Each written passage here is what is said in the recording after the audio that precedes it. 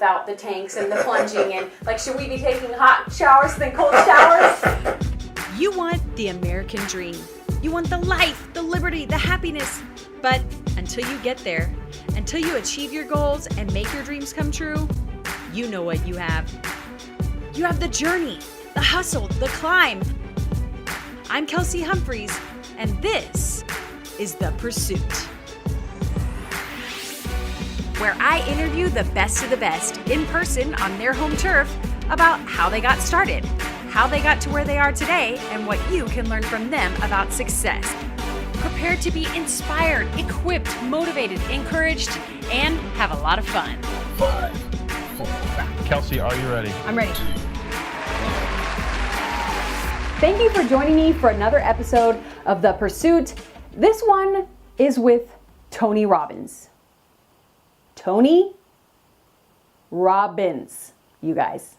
To say that I was freaking out is an understatement. I mean, it just keeps getting cooler and cooler. I love what I do. If you haven't heard of Tony Robbins, which it amazes me every time I run across people who still don't know who he is, he has contributed so much to the world of personal development, motivation, high performance, and he was so warm and friendly, even though I was an interview in the midst of 14 interviews that day. We met him in New York. He was doing a round of interviews because his book just came out in paperback.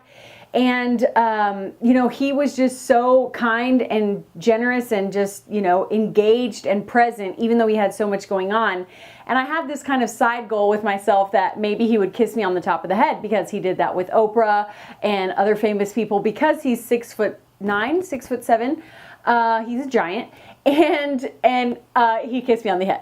So I've arrived, and I know that some people are a little bit skeptical of people in the motivational space, especially Tony, because he was one of the first.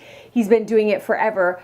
But guys, he has so much science to back up what he talks about. He talks about strategies and tactics. There's so much from this interview you can apply to your own life, even if you hate motivational mumbo jumbo. I promise you it's worth your time to watch this to the end, and you will be amazed, just like I was, with everything that you and I can both learn about success from Tony Robbins. Tony Robbins is an entrepreneur, best-selling author, philanthropist, and the nation's #1 life and business strategist.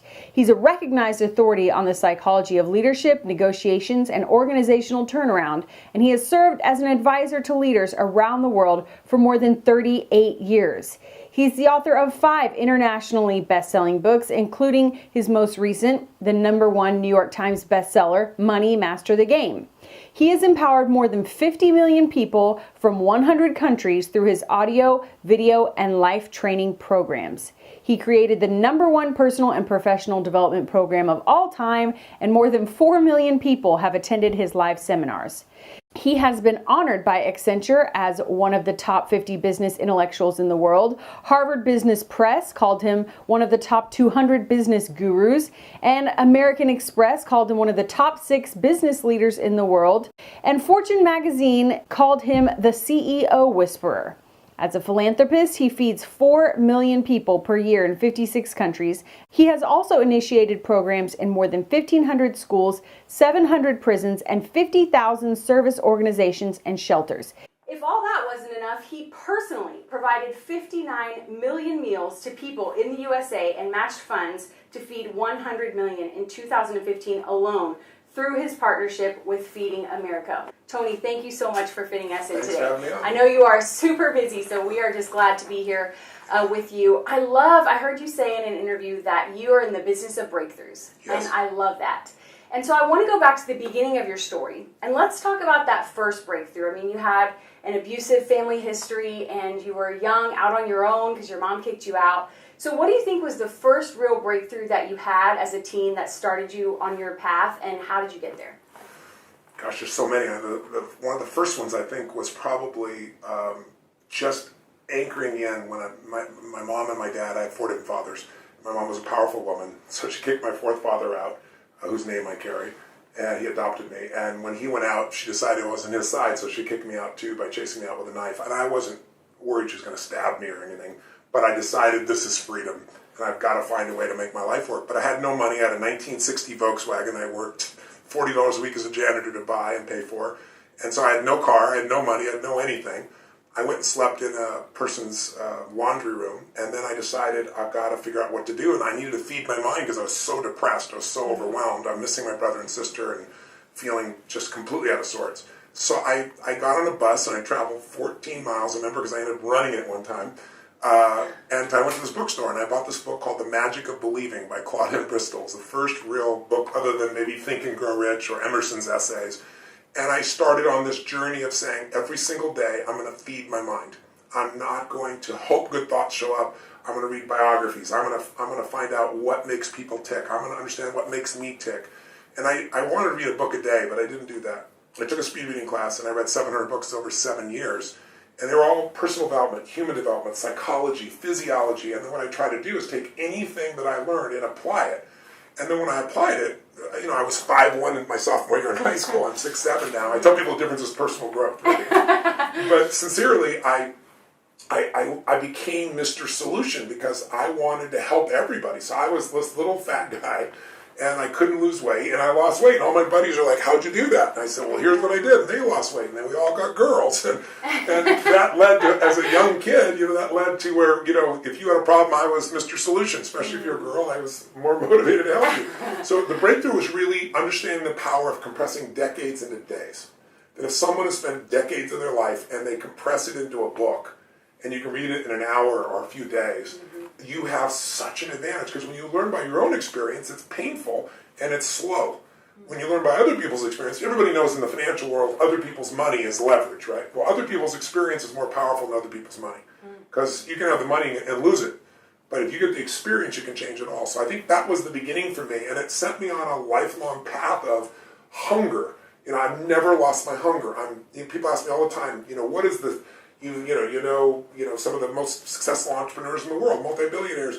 What sets all these people apart? And it's always hunger. They've not lost it. Some people are hungry to lose weight for to get to the beach party, or to make a certain amount of money, and then they get comfortable.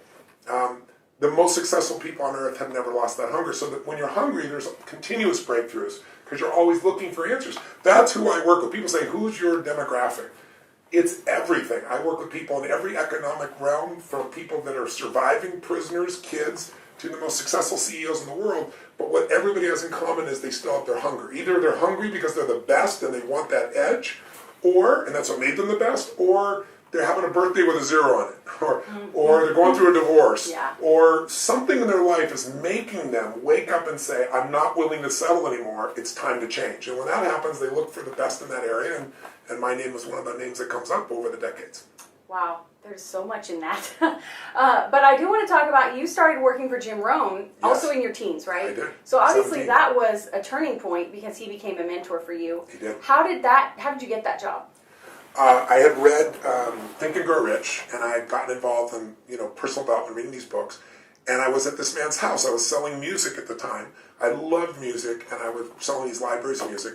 And this man kept looking at me with my big hands. At first he said, "You'll be the best boxer in the world." And he's selling me this BS. And then he said, "You remind me of somebody. You remind me of this guy named Jim Rohn." I said, "Jim Rohn? I went to a seminar when I was 17. I was like 18 now, or 16. I went there, and I was 17. And he said, "Well, he's a friend of mine."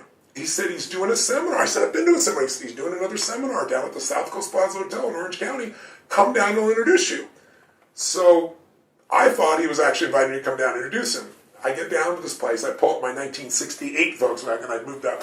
Oh. And I gave the keys to the valet, and the car, you turned it off and it blew up. It's kind of crazy. I'm wearing a blue, leisure suit that I had in those days with this fake gold chain. I mean, I had no money. I got this stuff at the thrift store. And I went in and I heard him speak again. And first of all, I couldn't find this man. And it turned out the man was just selling me so I'd leave. But I talked my way in. I met Jim Rohn, and I went to work for him. And I started when I was 17 with Jim, and I became the #1 man in his entire company. He had 1,000 people at that time. And I just grew because I believed so much in changing people's lives. I wasn't doing it for money. I wasn't doing it for stars on my chart. I really was driven to change people's lives. And people felt that. You can't fake that. And then my skills grew along with my enthusiasm and my passion. And then it grew. And eventually I became the top guy for Jim Rohn. And then I, with his support, broke off and started my own company. And I promoted Jim Rohn and other speakers. And then eventually I became the main speaker that I was promoting, because I was I was more popular in what I was doing than the people I was promoting, Yeah. so that changed things. When you went off on your own, that's kind of the point I think people, most businesses fail at the beginning in the Yeah. first few years. So Yeah. there you are on your own. What do you think were the keys to success those first few years by yourself?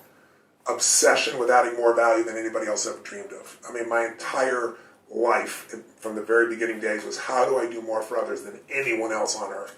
How do I give them experiences that are lasting? How do I create change where change was impossible? How do I take somebody who's been in therapy for 7 years and in an hour produce that result?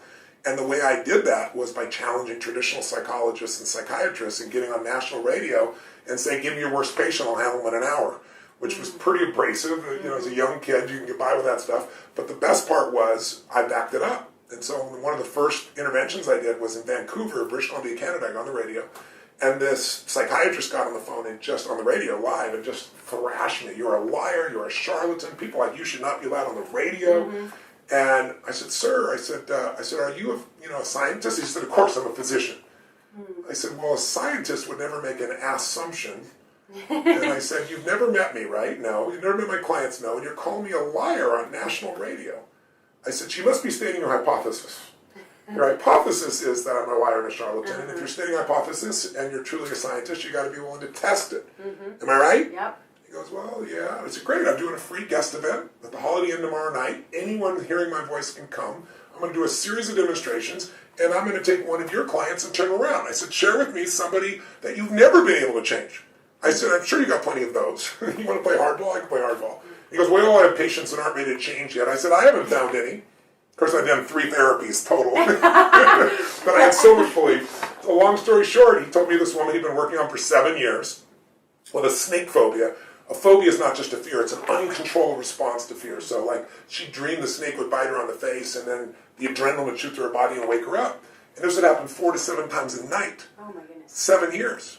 So, he was put in a corner, and so he brought her down, and it took me about 15 minutes. At the end of it, I tested first, and she's screaming and shaking, and then I wrapped the snake around her. And that changed my entire career, because in that moment, there was no question. Everybody in the audience saw, this woman is transformed. And I said, you've been treated by that psychiatrist for how many years? Wow. 7 years. Then I took on sports stars. And then I turned around, I did some work with Mother Teresa and Nelson Mandela and Bill Clinton. Yeah. And as the years went by, it just built and built and built. Man, that's incredible. Now, going back to how much you read, because there are so many people who want to do what you do, to speak and to help transform. And I love that you're a strategist too. You have so many strategies whenever you start to really dig into your content. Yeah. And I wonder, another thing you said is that you don't like dabblers, that you have no patience for dabblers, which I thought was right on. But people look at successful people, like I study successful people, and a lot of them read. Yeah. So at what point, how do you balance, like, I've got to switch off consuming and start creating or start taking action? Or, I just feel like now everyone's like, well, to be successful, I'm going to read. And then they become dabblers in all of these different people's psychologies. Yeah, I think the balance for me was I would read and apply. If you just keep reading, it doesn't do you any good. And oftentimes people say, like, how do I start my business? I got to support my family. I said, well, tell me what your schedule is. And they tell me, I work from 8 to 5, and then I come home at 6, 7 o'clock. And I said, what do you do with the other 8 hours of your day?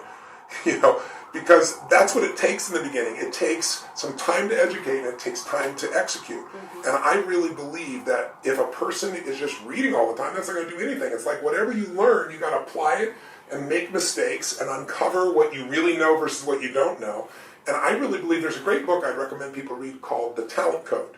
And it's a book about some of the greatest athletes in the world that come in bunches. Like there's a town, I'm going to mess this up in terms of numbers, I'm going to make it up because I don't remember the exact number, but I think there were like, in Russia, there's like 31 people that won gold medals from one town. Wow. Like, how do you explain that? Or Serena and Venus, like how does that happen? And so what they did is they found that the people who are the best in the world don't just read, they do what they call deep practice, which is what I do. Deep practice is you put yourself on the line where you're going to fail, likely, and you're trying to find a way to succeed in spite of it. So when I get up and I'd say, I'm going to take your person and wipe them out in an hour, and they worked on it for 7 years, that was kind of, It's do or die. Yeah, it's do or die. You got to show it up. I made it so I had nowhere to go but forward.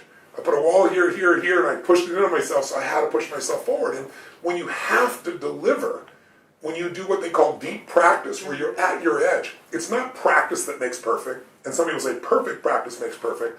It's deep practice that makes perfect. And I've been doing that for 38 years. I'm on my 39th year.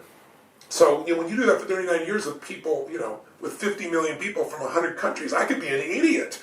And I have to see there are patterns that make people crazy, frustrated, overwhelmed, stressed. There are patterns that make people euphoric and happy and grateful and loving. And people are not broken. They don't need to be fixed, but they do need to change their patterns. And that's what I'm good at. What do you think is the biggest pattern hurdle you see in beginner entrepreneurs? Oh, that's a good question. Let me put it this way. Most entrepreneurs are artists in their nature. I look at 3 types of personalities.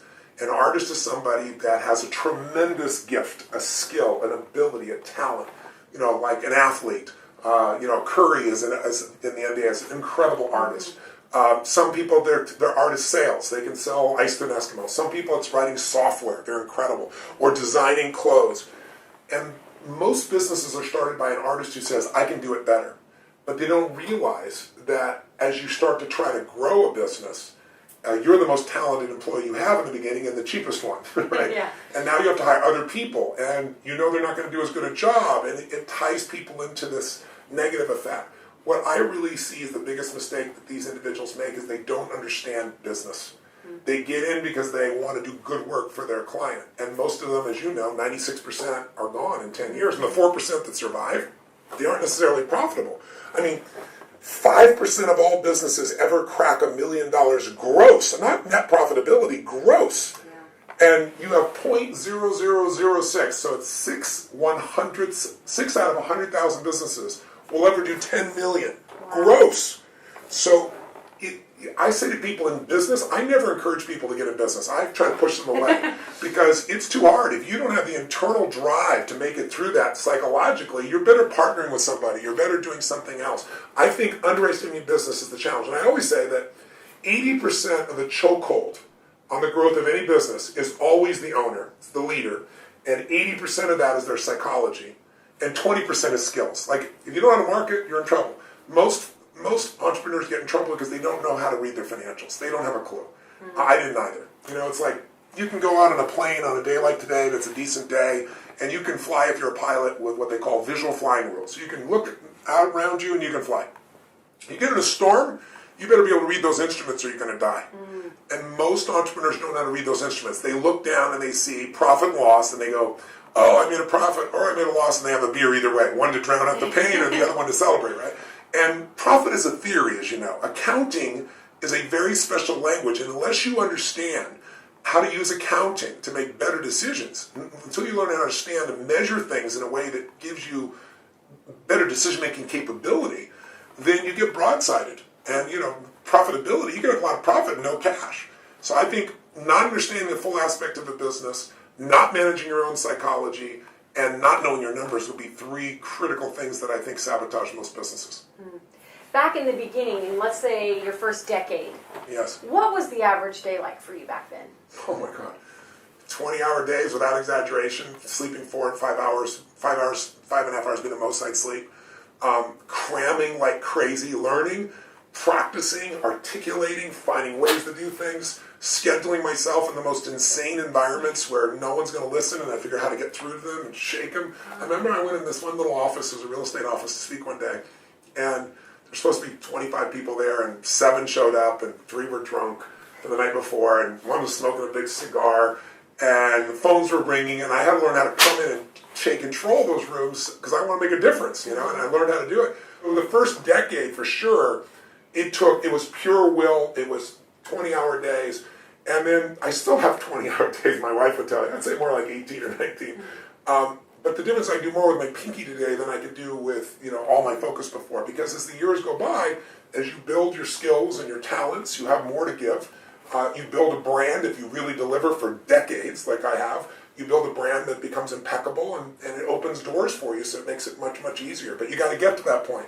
And you can't buy brand. You can't advertise brand. The world we're in today, good news travels fast and bad news travels faster. So if you can do incredibly good work and you can avoid not doing bad work, you're going to have an opportunity over time to really end up with a brand. And brand's everything. People get on their down on a 7-Eleven or reach buying something else to get a Coca-Cola. And yet when they do taste tests, often the other brand would win. It's just they identify with that brand. And so you've got to become one if you're going to be successful in business. That's a great answer.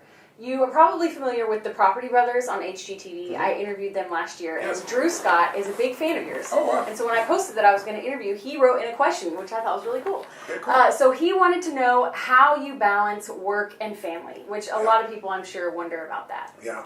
When people talk about work-life balance, I was talking to Mary Calhoun Erdos, who's Morgan Stanley. She manages $2.6 trillion with a T dollars.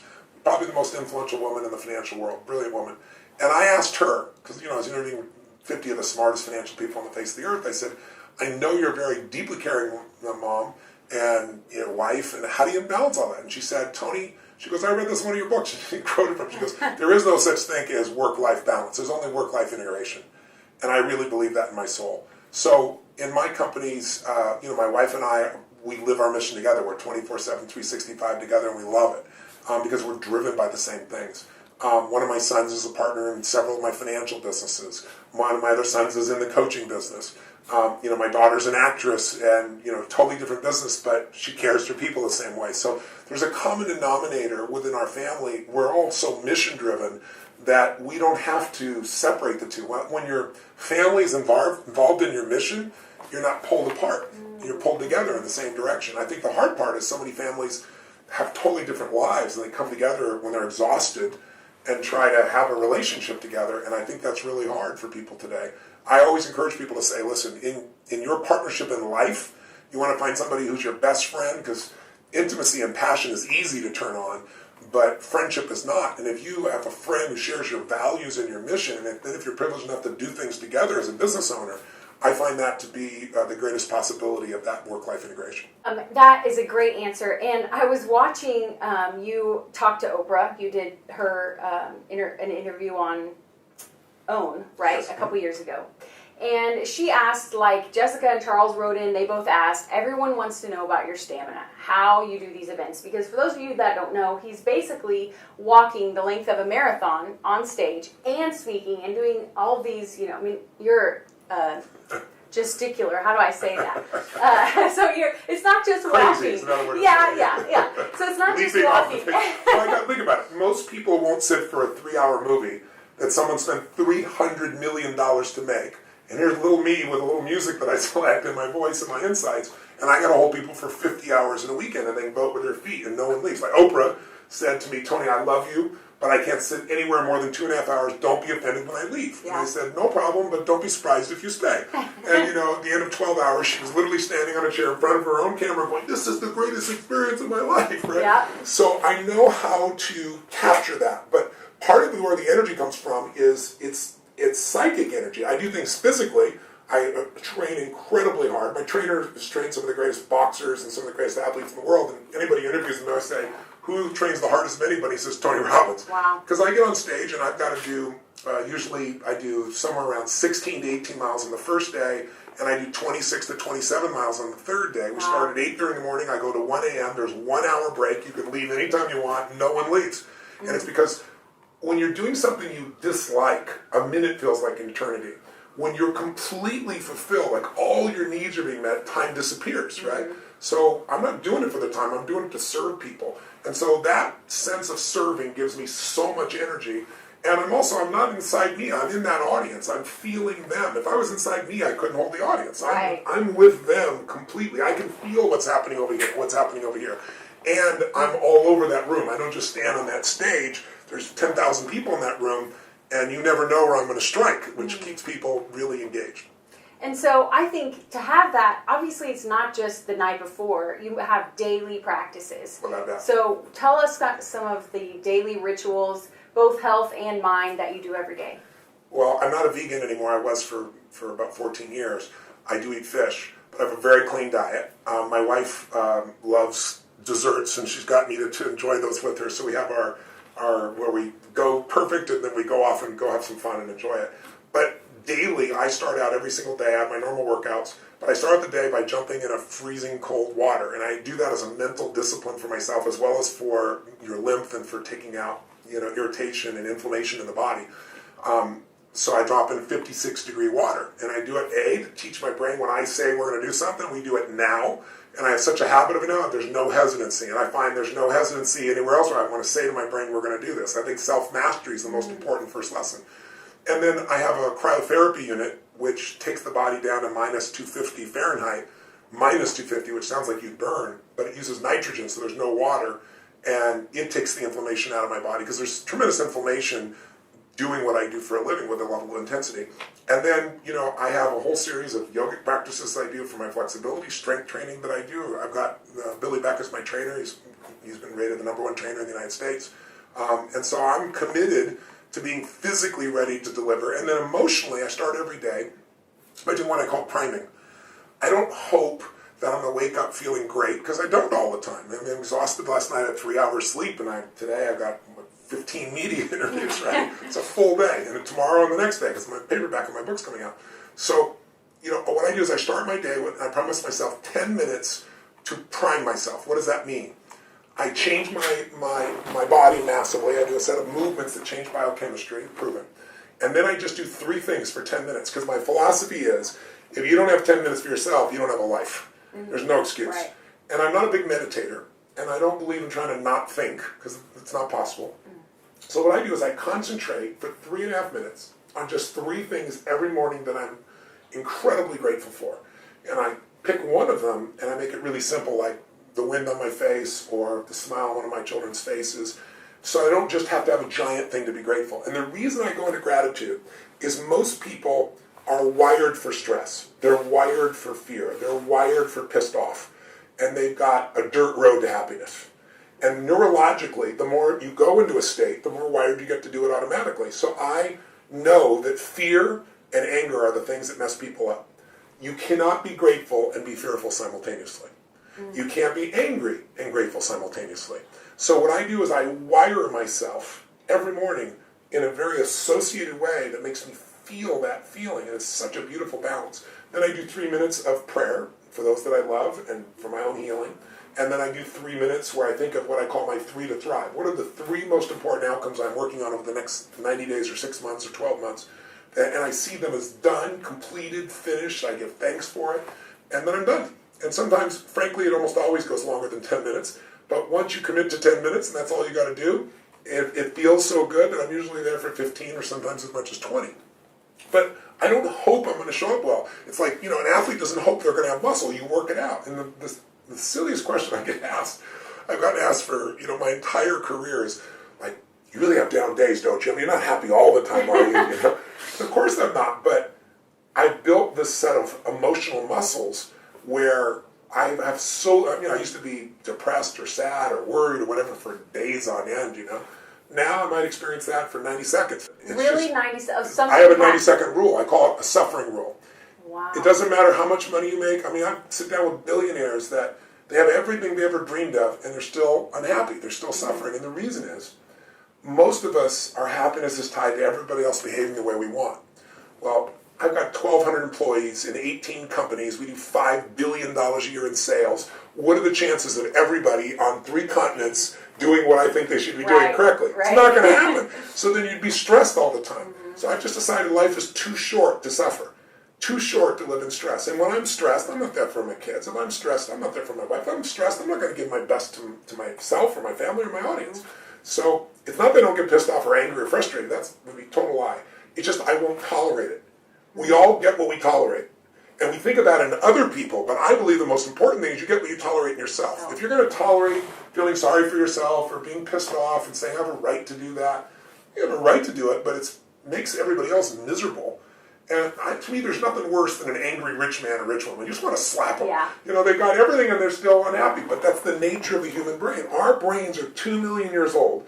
They haven't changed a whole lot, and they're wired to look for what's wrong, because it's survival. If I look for what's wrong and I can anticipate it, I can either fight it or I can flight from it. Right. And so we used to have to worry about saber-toothed tigers and that about it. So now we worry about how other people perceive us.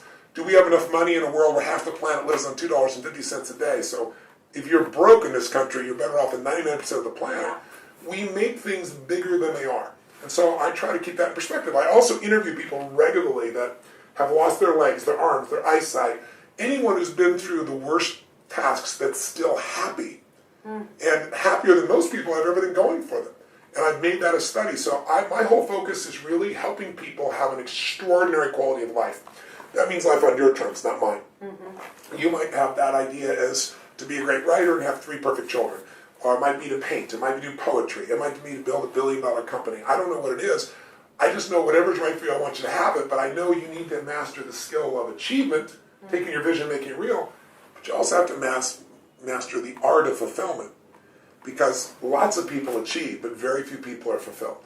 And so a big part of my teachings in my life today is, how do you have fulfillment? I'm going to give you a perfect example would be, I always tell people, if you think about it, I think we lost, in this country, a national treasure about 1.5 years ago, Robin Williams. I don't care where I go in the world. The last year I've been asking people in China and Australia and Germany, everywhere I go, how many of you loved Robin Williams? And 99% of them raised their hands and said, don't raise your hand, it's not real. They love this man. They never knew him, they love him. He was an ultimate achiever.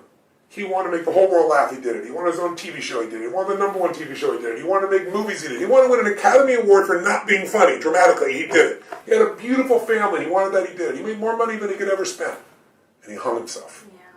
So to me, success without fulfillment is the ultimate failure. And so my view is, of the 2 skills, achieving and being fulfilled is more important. And I'm a big achiever, obviously. Yeah. And I'll help people achieve anything they want. But you have to master both those skills, or you're not going to have the quality of life you deserve. Wow, incredible. And the priming that you've been doing that for a decade, 20 years? Oh, no. I did a version of it probably starting 10 years ago. But the last 2 years is where I decided it was every day, no matter what. Okay. I used to do, incantations, which I still do. It's different than an affirmation. An affirmation, you go, I'm happy, I'm happy, I'm happy, I'm happy, and your brain goes, BS, you're not happy. An incantation is when you use your body so congruently in what you're saying, you say it with such intensity out loud, that your body, your mind, your focus all goes into that state over and over again, and that wires you. So I've done incantations since I was 17. Right, there. That's what I want to talk about. So you've worked on rewiring. That's a difficult word to say. You've worked on rewiring your brain for a really long time. Yes. So someone who is watching and is struggling maybe with the same habit or the same issue over and over again, they want to change. What do you think is step 1 to start rewiring? Change is never a matter of ability. It's always a matter of motivation or drive, hunger. So it's like someone says, I can't stop smoking. I said, okay, well, if I put a gun to your child's head and you really believe I'm going to pull the trigger if you smoke, would you smoke? Oh, no. Would you stop? Oh, yes. Yeah. People can change anything when they make up their mind. The problem is, most of us are addicted to our problems. I always tell people the biggest drug is not heroin, it's not cocaine, it's not pot, it's not, prescription drugs. It's problems. Because we're all afraid that we're not enough. It's the deepest fear. I don't care if presidents of the United States I've worked with, billionaires, top athletes, entertainers. We all have, am I not pretty enough? Am I not handsome enough? Am I not smart enough? Am I not funny enough? Am I not rich enough? Am I not something enough? And that feeling is so horrible because what's behind that is the fear that if I'm not enough, I won't be loved. And to be worthless and unloved is psychological or emotional death. When people feel like they're worthless and unloved, that's often when they look to take their own life. Or they just settle where they pretty much die emotionally and they continue to live physically. And so my whole approach with people is to say, look, there's only one thing that's going to make you happy. Progress. Progress equals happiness. Not even achieving your goals will make you happy. You achieve your goal, for how long are you happy? You made all this money and now it's not enough.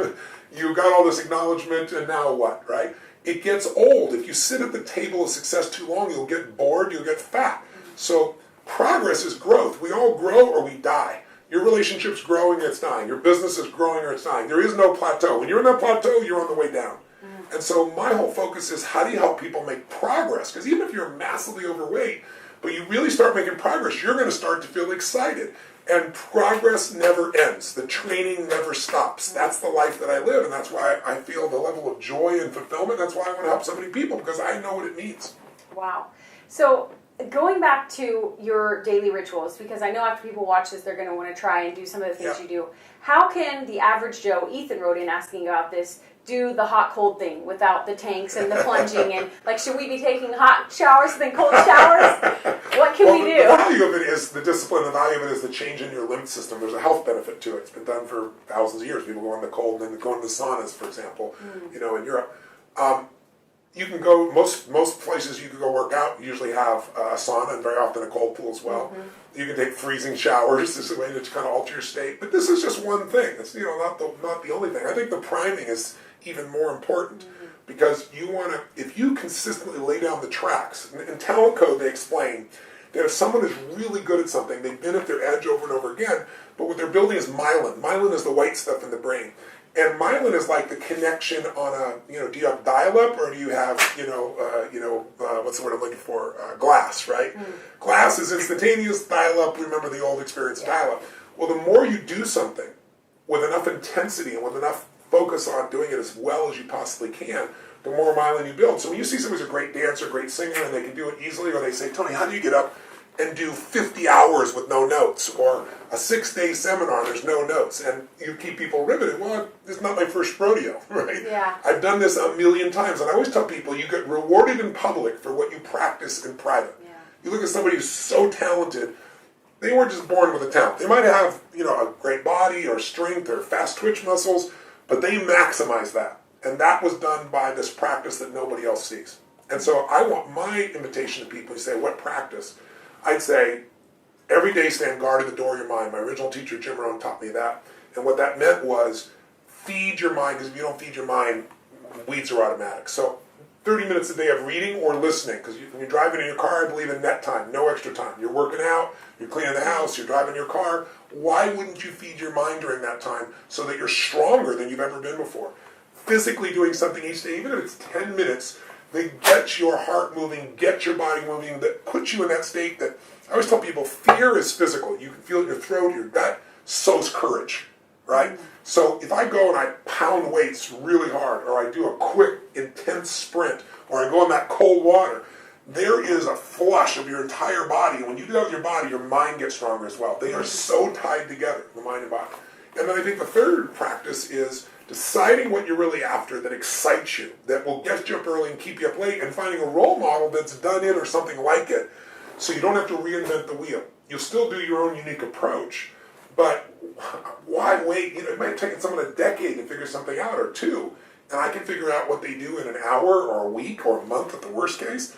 I believe in that learning by other people's experience. And then my fourth element is a practice of doing something for others every day.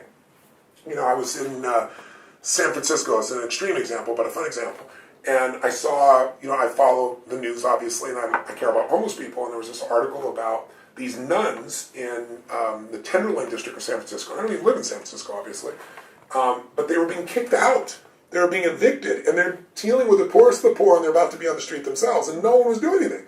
So I got on a plane, I flew to San Francisco, I went and met with these nuns, and I went and talked to the owner, and I negotiated with the owner to let them stay there for another year, gave them $50,000, and then got so tied in with these nuns, and I was so moved by how much they love these people. They don't just feed these people, they love these people that no one else cares about. That, 2 days ago I just bought them a soup kitchen, right? $750,000, and I did it, and it was like spontaneous and fun and extraordinary. Well, I can only be in that place to be able to do things like that if I prime myself daily, if I fed my mind, if I knew what I was really about, and if every day I'm looking to do something. My daily prayer is, I want to be a blessing in the lives of the people I meet. Sometimes that's just a smile. Sometimes that's just taking a moment for a photograph. Sometimes that's an intervention. There's so many ways. But when you know your purpose and daily you strengthen yourself, eventually your gifts make room for you, right? And if they haven't made room for you yet, you still got to work harder on yourself. Jim Rohn taught me, work harder on yourself than you do your job.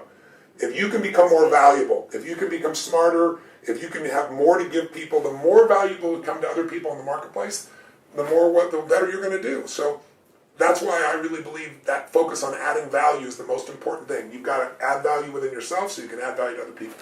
Do you still practice speaking? At this point, do you still have to prepare? Well, I know I heard you say that one thing people don't realize is how much you prepare for your seminars. Why don't you share about that? Because I thought that was amazing. Well, my wife, that's the number one thing people always ask me, what do I know about Tony? You don't know about Tony, or you'd be surprised by it. She said, how much he prepares. I over-prepare. I read everything, and I could get up and do things with my pinky at this stage. But what I want to be is I want to be in a state of readiness. I want things to be current in my mind. I want to know that audience before I walk in as much as I can so I can look at somebody and say something and blow their mind, right? And so I will work preparing till 2 or 3 in the morning sometimes, and I got to be up at 6 and get on stage. But it's almost an obsession with me, really. So, but then all that I prepared for, my creative team will tell you, I don't like lay out a speech. I lay out kind of a mind map. I knew my outcomes. I know what I want to accomplish. I might have some stories or examples that I want to utilize. But then when I walk out there, it always changes because I feel the audience and I see where they are and I'm current with them. And then the things I prepared for, something will come out at some point, but it's rarely that what I prepare for that I actually speak. And I would be bored to tears if I got up every time and did the same stuff. It'd make me nuts. Now, certain things I learned to teach a certain way. I tell a story a certain way because you know it'll penetrate. So it's like a great song. Right. But I can't do the whole thing that way or it'd be just incredibly boring. Mm-hmm. And then Marika wrote in and asked, I thought this was interesting, about actually prioritizing your day or organizing a day or your tasks. Do you have any strategies for that? I teach a whole system of that. First of all, I'm very impressed you're remembering all the people and their questions right now. So trying. You guys out there should really know she cares. That's pretty awesome of you. I teach a process, early in my career when I was 17, 18 years old, and I was running my first little companies, I was stressed all the time. I was picking up the dry cleaning. I had to get the tickets, And at one point I realized I got to find a way to delegate some of this, and that didn't work either. Delegation almost never works. Delegation, you give someone to do it, and then you check in when it's time and they haven't done it, you're upset. Yeah. I believe in leveraging. Leveraging is the idea that we can lift a giant boulder here with a very little amount of weight with the right lever.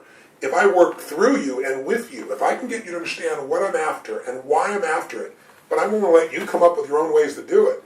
Between us, we can leverage. And if I stay in touch with you and see how you're doing before the deadline, now delegation that doesn't accomplish leverage, you can move. And there's no way I can do $5 billion in sales in 18 companies all myself. It's all through leverage. And there's no way it'd be there either if I delegated. Because I used to delegate and then things didn't get done and I'd be crazy, right? So I teach everyone how to leverage. I also teach, if you just write down all your to-dos in a day, and you're an overachiever, there's no way you can achieve them all. So what most people do is they stop even writing them down because they don't want to be disappointed with themselves. Early on I realized I need to focus not on what do I need to do, but what do I want? And I created a system called RPM. It's just 3 questions. And the first question is, what do I want? What's the result? That's the R. Because you increase the RPMs in an engine, you can get there so much faster with less effort. So I was like, okay, what do I really want? President Clinton called me one day and he said, I'm going to be impeached in the morning. What should I do? True story. And I said, could you call me sooner? That's the first thing, right? Oh my God. Tomorrow morning, right? Wow. And then I asked him the question, you're asking me what should you do? You have to first answer, what do you want? Yeah. What's the result? Do you want to stay in office? If you want to stay in the office, do nothing. They're not going to impeach you. Easy for me to say, but they don't have the votes. You know they don't have the votes.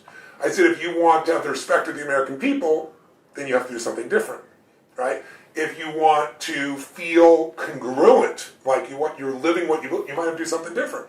So when you know what the target is, and then the next thing you want to know is why? What's my purpose? Because like someone says, I want to be a millionaire. Well, purpose is more powerful than the object. Why? I want to provide a home for my mom. We grew up poor. I want to do this for my dad. I want to do this for my children. There's more power in that than the object. So I need to know the object, but I got to know the purpose. I remember one day when I was like 23, 24 years old, and I came home, and this is before, I'm old enough, it was before email and the internet, that's how ancient I am, and it was phone calls. And I had 127, or I'm making the number up, it was like almost 130 messages. And I looked down and I was like crestfallen, like how am I going to call these people back? I just got off the road, I'm burnt to the ground. And I looked at some of the people, President of the United States, billionaire client, and then, I'm just a kid, I'm like, 5 years ago I would have killed them one of these phone calls, right? I can't bitch about this. But what I realized is I need to think about each person and say, why am I calling them? What's the outcome? Why am I calling them? And then I was ready to go. And then the last part in RPM, the M is the massive action plan or the map. And so I brainstormed what are all the possibilities of what it would take to achieve this. And then the most important part is I know I'm not going to do all those. So I picked the 20%, they're going to give me 80% of the result. I go asterisk those, because otherwise you get addicted to your to-do list, and you can have lots of movement and no achievement. I cut through it all, because once I know the outcome and why, you might have a better way to get there. My team might have a better way to get there than I'm coming up with, so I share it. Or we all just see it, and we all know what to do. It becomes so clear, and you don't get caught up in all the to-dos. To-dos will make you crazy. What you got to shift to is outcomes, results, purposes, the why, and then a map or a massive action plan, and then tighten that baby down to what really can be accomplished. obviously I knew that answer was going to be awesome because you had your whole system. And what's cool, you mentioned the 80-20, and you talk about that in the book about how these guys focus on massive, I'm going to butcher it, okay, but how they focus on reward and not just... Yeah, asymmetrical risk reward is what you're thinking about. Thank you, yes. Yeah. So I want to get to this book, but one more thing I want to cover before we kind of switch to this is your number one piece of advice for someone out there today who is stuck or discouraged in their business. Well, I'd love to know why they're stuck, because that would help me, right? Yeah. But if I was going to try and give you something general, I would say, if you're not passionate about your business, sell it, give it away, or you need to change. You can't be in a business you're not passionate about. And most people start another business and another business, and they have 3 or 4 businesses that don't make any money, but they're really excited because it's always fun to start something new. I teach people there's treasure in every business, and your job is to find it. There's a gentleman in the 1980s, I'm blanking on his name right now, but he was looking for a Spanish galleon that supposedly had $1 billion worth of gold in it. And he looked, if I remember right, for 26 years. Wow. And can you imagine 5 years, every day working your guts out and getting nothing for it, and then convincing investors to give you more money? Wow. He did it over all this time, and he eventually found the gold. He got $500 million. So I always ask audiences, what would you have to believe to go 27 years, whatever the real number of years were, without getting one dime of reward? To keep going. Mm-hmm. And then people go, well, you'd have to believe it was there. Right. Yeah. If you don't believe it's there, you're not going to find it. What else would you have to believe? Well, that I'm going to find it, that I will find it. That's true. And what else? That it's worth it. If you're missing any of those 3 in your business, you're never going to find the treasure. And I know this because in my own business, I had a time where I had all these billionaires that I'd been coaching. I was 31 years old, and I never asked for help. And I built my business, and I had all these new opportunities, and they were so exciting. And in my business, there's not been a lot of people that have maintained successful companies in the personal development business. The secrets come and go, and they're gone. There's not a lot of sustainability. So I said, if I'm going to really do a good job with this, I really need to make sure that I can sustain through time. How am I going to sustain through time? I'm going to have to make sure that whatever it is that I'm delivering, the amount of added value has got to be greater than anybody could possibly imagine. And so that became my entire obsession and focus, and that's what pulled me through. And so I think for businesses that are having troubles, they don't have that passion. They're not obsessed by how do I do more for someone. They're not realizing there's still treasure in this business. And when I went to go meet with these billionaires, a couple of them said to me, listen, I told them the whole story of my business, and I only succeeded because I created raving fans. I didn't know how to run a business.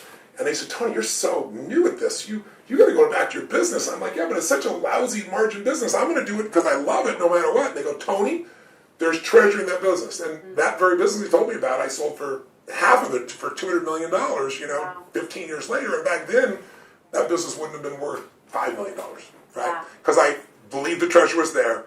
I absolutely knew I was going to find it, and I knew it was going to be worth it. And so I was willing to do whatever it takes to make that happen.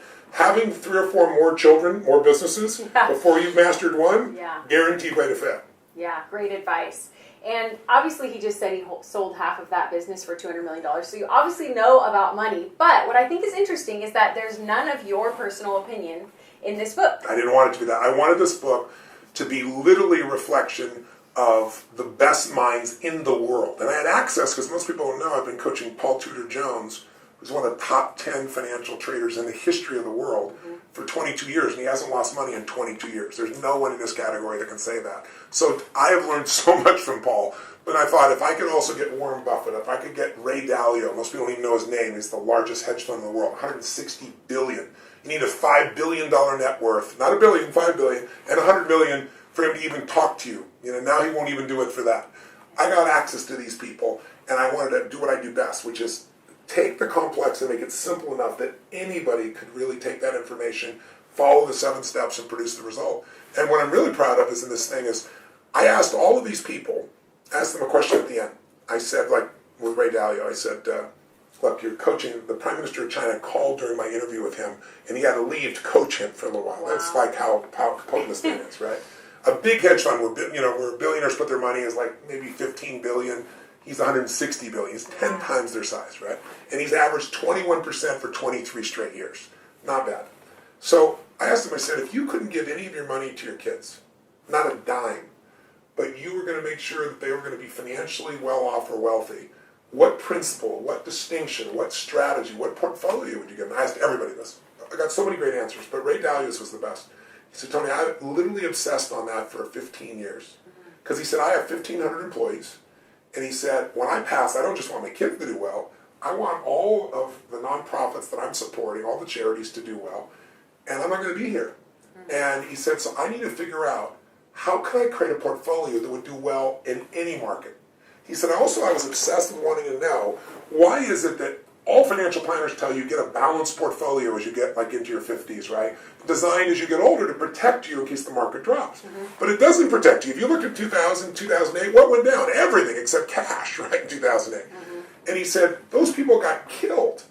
And what he found was that most people think they're having a balanced portfolio. It's balanced in dollar amounts, it's not balanced in risk.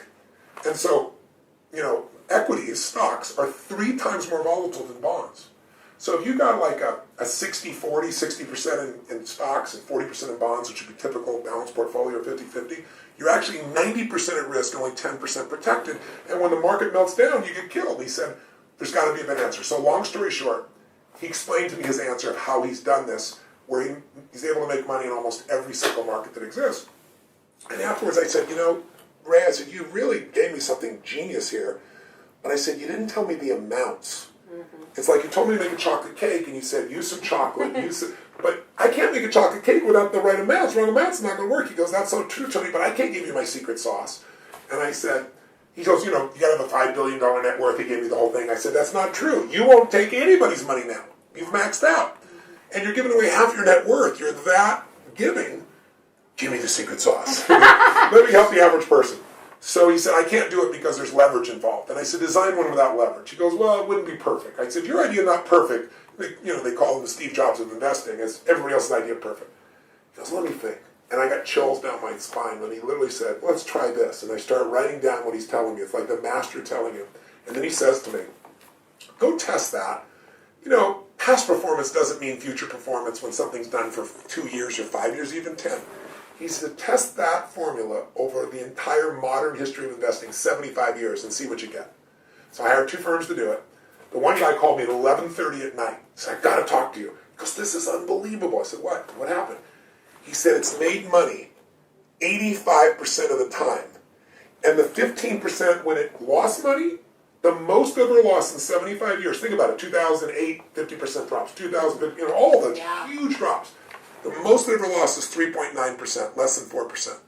He said, Tony, if you could go to Vegas and you could be right 85% of the time with an average return of just under 10%, and then when you're wrong, you lose an average of 1.6%, and you're only wrong 15% of the time, how often would you gamble? You gamble all the time. Yeah. So that formula gave me, it's in the book. And we have a 401k where people can even put their 401k in that. It's only one of many strategies, but that's the type of insight you get when you learn from the best that exists on earth as opposed to somebody who's really good. Yeah, I felt like I really learned a lot listening to your interviews in preparation for this interview, because they've all been about the book. So I'm like learning, and I get on these stats, and I feel really smart. And so I'm definitely going to read it. And I'm not a numbers person, and I was super intimidated. But then after all the research, I was like, I've got to read this book, and so do you guys. So thank you so much for your time. We are going to be right back after this with Fast Facts. I feel like I learned so much from Tony, but here are my top 7 keys to success from my interview with him. Number 1, realize your purpose. He said that the reason why you want a certain outcome is actually much more powerful than that outcome, and that successful people are driven by a deep sense of purpose that gets them hungry in the first place and keeps them hungry. So find your purpose. Number 2, know your numbers. He says that the main reason entrepreneurs and small business owners fail in the first few years is because they don't know how to read their numbers. He talks about it like being a pilot on autopilot, and everything's fine, you can coast for a while, but as soon as you're in a storm, if you don't know how to read the instruments, you're going to die. So really figure out how to read your financials. Number 3, recognize your patterns. He says that the number one drug in America is actually an addiction to our problems. And if you're a small business owner or entrepreneur, you probably have a lot of patterns or bad habits that are holding you back. One of those patterns may be to start something new as soon as you hit a rough patch, instead of sticking with your current business idea. And he says that every single business has treasure in it. It's your job to find it. But he also said if you don't have passion for what you're doing, it's probably not going to work. So again, go back and figure out your purpose and remember why you started your business in the first place. Number 4, risk failing. I thought his story with the woman with the snake phobia was amazing, because he could have coached her one-on-one, and instead he did it in front of a crowd of people. I mean, it was do or die at that moment. And I think that's what we don't realize, is how risky really successful people are. He put himself on the line, which he still continues to do over and over and over again. He said he puts himself in a position where he is forced to go forward and there's nowhere else to go. Number 5, renew your mind. Obviously, he values reading. He read 100 books a day for the first few years that he was out on his own. But he did say that reading is not enough. And a lot of us in today's culture read information, but we're not applying it. So make sure that you apply what you're learning and try to read at least 30 minutes a day. He also talked about some strategies to making sure that you're not just living from to-do list to to-do list, which will wear you out, and that you can also renew your mind on a physiological level by doing incantations and engaging your body and rewiring that myelin in your brain, which I think is super fascinating. And he has written and spoken more on that topic. You should go check it out if you're interested in that. Number 6, recharge your body. Now, obviously not all of us are going to do a hot cold plunge in the morning. And maybe we don't need to, because we may not be facing the kind of inflammation that he's facing. But every single successful person that I sit down with takes their health seriously, because they need the energy and the focus that comes from being physically fit in order to achieve at that level. And if you and I want to achieve at that kind of level, then we have to take our health seriously as well. Which is why now I have a trainer and I watch my diet much more than I did when I started this whole talk show, because every single person brought it up. Now, Tony says to get your blood pumping for at least 10 minutes a day, because there's such a mind-body connection. Remember, he says fear is physical and so is courage. So don't underestimate the power of getting your blood flowing every single day. And number 7, refresh your spirit. I love how he talked about you can't be grateful and angry at the same time. You can't be grateful and fearful at the same time. So a daily gratitude practice is another thing that keeps coming up in my interviews with successful people. He also talks about giving back. You know, he took care of a group of nuns in California that were going to be evicted, and he keeps $100 bills on him so he can give if the mood strikes him. He prays in the morning that he'll be ready to give, he'll be prepared to give, that he'll be a blessing to people. So there's so much that goes into it. So many people want to know the secret to his stamina, the longevity of his career, that he can still do these multi-day live events up on stage. The reason he says he can keep going is because to give back like that, to give and give his talents and services, that energizes him. Another way that Tony continues to give back is that he's offering his current best-selling book for free. If you go to his website, you just pay shipping and handling. So we don't have an official giveaway this month. I encourage you to check it out. Again, that's for free at his website. You just pay shipping and handling. Now, let's get back to Tony Robbins for some fast facts. We are back. We're going to do fast facts, which is just answer as quick as you can. These are just random fun things. Are you ready? Born ready, great. Okay, what is the wallpaper on your cell phone? It's a picture of my wife. What is the last thing you Googled? Oh my gosh. The last thing I Googled, last night I was looking up some information about fiduciaries. That was the last thing I looked at. Scrabble or charades? Neither. Pictionary. Really? Most recent book you've read? I just read the top one. I've reread a book I read a long time ago, which I loved again, and it's the top 100. It's the 100 most influential people in history. It's fascinating. Do you read fiction ever? Do you have a favorite fiction book? I did when I was a kid. To be honest, I don't read fiction. I go to movies instead. When I'm reading, I'm usually reading something that's informative or educational. Chocolate or vanilla? Gosh. I usually combine those two, actually. All right, that's fair. I'll accept that answer. One word you're guilty of saying too often? Oh my God, probably the F word when I'm pissed. Who's the last person that called or texted you? My wife. Last vacation you took? Fiji. Hobby, if you have one, or do you have a hobby? I love to snowboard, and I love to scuba dive. So many different things. Love to play golf. Coffee or tea? I'm not a coffee guy, and I'm not a tea guy. I drink water, boring as that is, primarily. But I can drink tea, it's just not something I reach for. Favorite snack? Favorite snack? Let me guess. Raw almonds. No, well, I do eat almonds, but I wouldn't say it's my favorite. I got some cool protein bars that are pretty delicious, even though they're good for you. If Tony Robbins were to just get nuts and like have a total cheat day, what would that I look can tell you like? that easily. There's a place in Palm Beach where my home is that's got this hot fudge sundae that is to die for. Okay, It's so called he Palm is Beach human. Grill. Go to the Palm Beach Grill. You'll have the best hot fudge sundae of your life. Wine or beer? I don't drink Neither, alcohol. right? Yeah. Okay. Pancakes or waffles? Well, my wife and a member of our family make this. We have this bread that has no carbs in it, and they actually make what's it called? Toast. What do you call it? When they put when you put stuff on. What's it called? Other than toast? No, French it's toast? French toast. Thank you, Yeah. French toast. Do you have a guilty pleasure TV show? I'm guessing no. No, I'm watching Billions these days because I Oh, coach yeah. the young woman there. Not in the sex scenes, obviously, but how she works with billionaire clients. Favorite cereal? No. Favorite music right now? Oh my gosh, I love so many kinds of music. I mean, I love Rihanna, I love rap, I love, I love pop music. Rihanna's one of my favorites, though, I'd say. Really? Did not expect that. Biggest pet peeve of yours? People that are mean to other individuals, I won't tolerate. What would your wife say is her biggest pet peeve that you do? That I don't sleep. And what were you doing right before this interview? An interview. And what are you going to do right after this interview? An interview. I'm going to Bloomberg right now. Awesome. Thank you so much for Thank you for squeezing your us time. in. This I was really great. enjoyed it. I am Kelsey Humphreys here with Tony Robbins, and this has been The Pursuit.